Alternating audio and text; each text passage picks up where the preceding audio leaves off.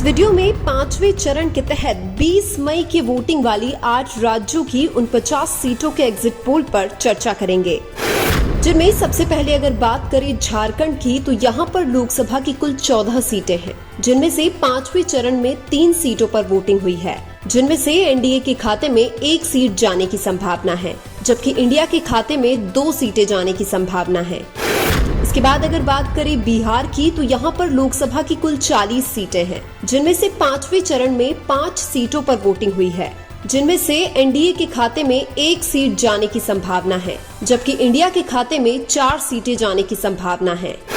इसके बाद अगर बात करें लद्दाख की तो यहाँ पर लोकसभा की कुल 1 सीट है, जिनमें से 5वें चरण में उस 1 सीट पर वोटिंग हुई है, जिनमें से एनडीए के खाते में 1 भी सीट जाने की संभावना नहीं है, जबकि इंडिया के खाते में 1 सीट जाने की संभावना है। इसके बाद अगर बात करें महाराष्ट्र की तो यहाँ पर लोकसभा की कुल 48 सीटें हैं, जिनमें से 5वें चरण में 13 सीटों पर वोटिंग हुई है, जिनमें से एनडीए के खाते में 4 सीटें जाने की संभावना है, जबकि इंडिया के खाते में 9 सीटें जाने की संभावना है।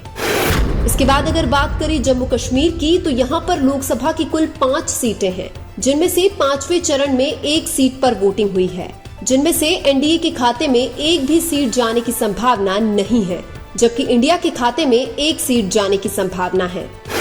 इसके बाद अगर बात करें उड़ीसा की तो यहाँ पर लोकसभा की कुल 21 सीटें हैं, जिनमें से 5वें चरण में 5 सीटों पर वोटिंग हुई है, जिनमें से एनडीए के खाते में 1 सीट जाने की संभावना है, जबकि इंडिया के खाते में 1 भी सीट जाने की संभावना नहीं है। इसके अलावा बीजेडी के खाते में 4 सीटें जाने की संभावना है।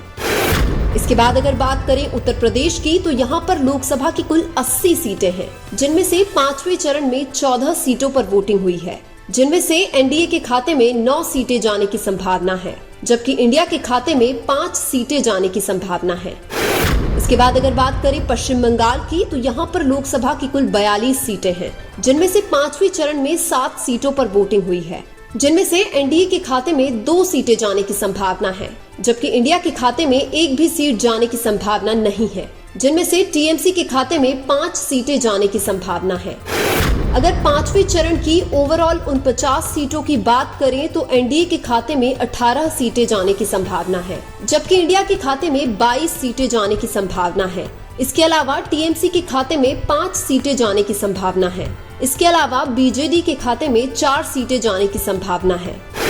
लेकिन आपको क्या लगता है 2024 में किसकी सरकार बनेगी? कमेंट करके जरूर बताएं। वीडियो अच्छा लगा तो लाइक कीजिए और हमारे चैनल मीणा की आवाज को सब्सक्राइब कीजिए। धन्यवाद।